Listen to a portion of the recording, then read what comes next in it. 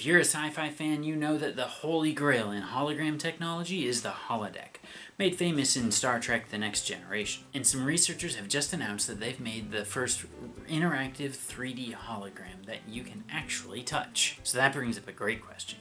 Is one of sci-fi's greatest unrealized technologies edging into reality? These researchers seem to be saying that they've made steps towards making a real-life holodeck. Let's dig into it. I'm Ben, this is Physics or Bust. This jaw-dropping announcement comes from a team of researchers using elastic materials and focused light to create volumetric images in 3D space, ones that respond to human movement. So instead of just seeing a floating hologram, can you now feel it push back like you're interacting with a physical object made of light? Imagine reaching out to a globe in midair and spinning it with your fingers, or shaking hands with a virtual assistant that isn't actually there.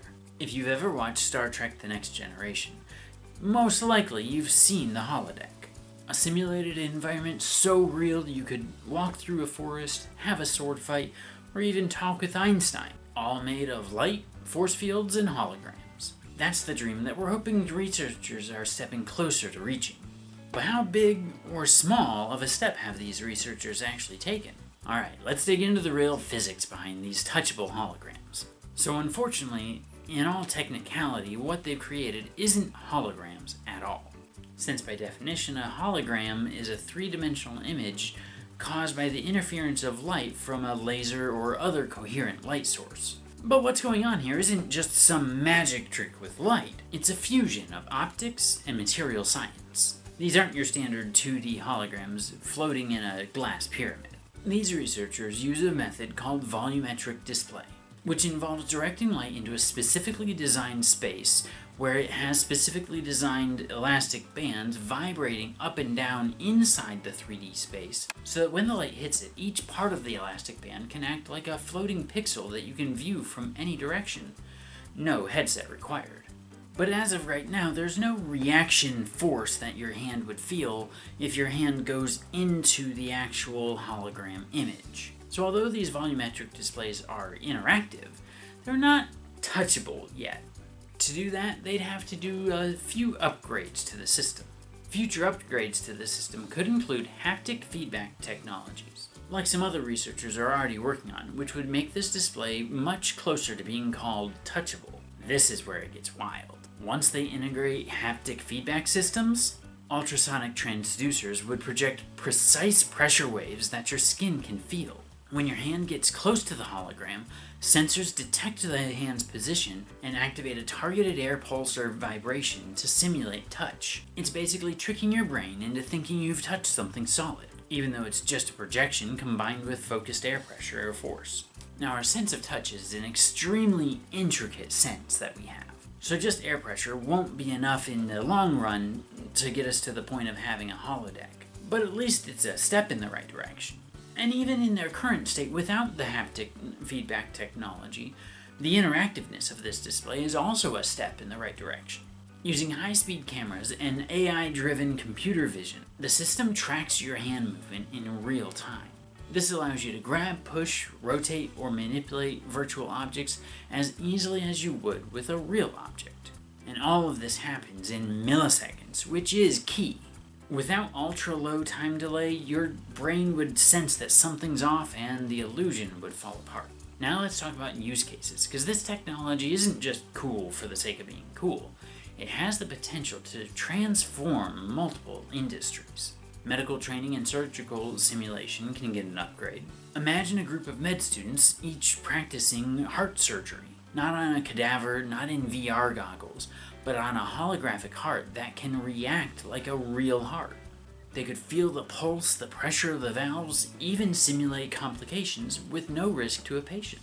And for doctors, remote surgical collaboration could get a serious upgrade. You could have consulting surgeons halfway around the world interacting with the same 3D model in real time. Educational classes can also get an upgrade.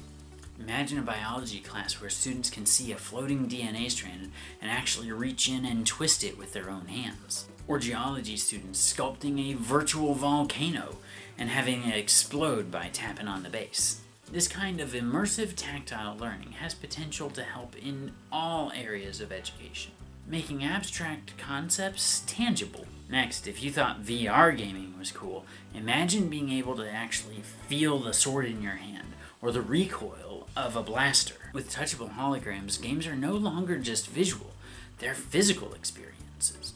Escape rooms, theme parks, and esports tournaments could use this to create real virtual environments where players interact with objects and each other in entirely new ways. As this type of device expands and starts becoming something that goes into people's homes, online shopping will never be the same. Picture this.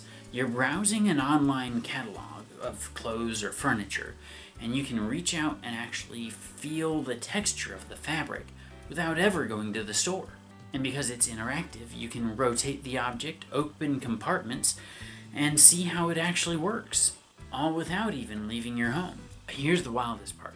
All of these applications already have prototypes being tested. So we're not talking 30 years out. We're talking 5, maybe 10 years, especially with the help of AI systems and the way that things have been progressing recently. Now, I do recognize that there are some limitations to this setup of using elastic bands to create the volumetric image, with one of those limitations being the actual size of the hologram. With this strategy of utilizing elastic bands, we would never get to the point of having a room-sized volumetric display. But in the same sense, we would never have the pocket computers everyone calls cell phones now if we hadn't started with having warehouse-sized computers using vacuum tubes that could only do calculations that we could do with handheld calculators now.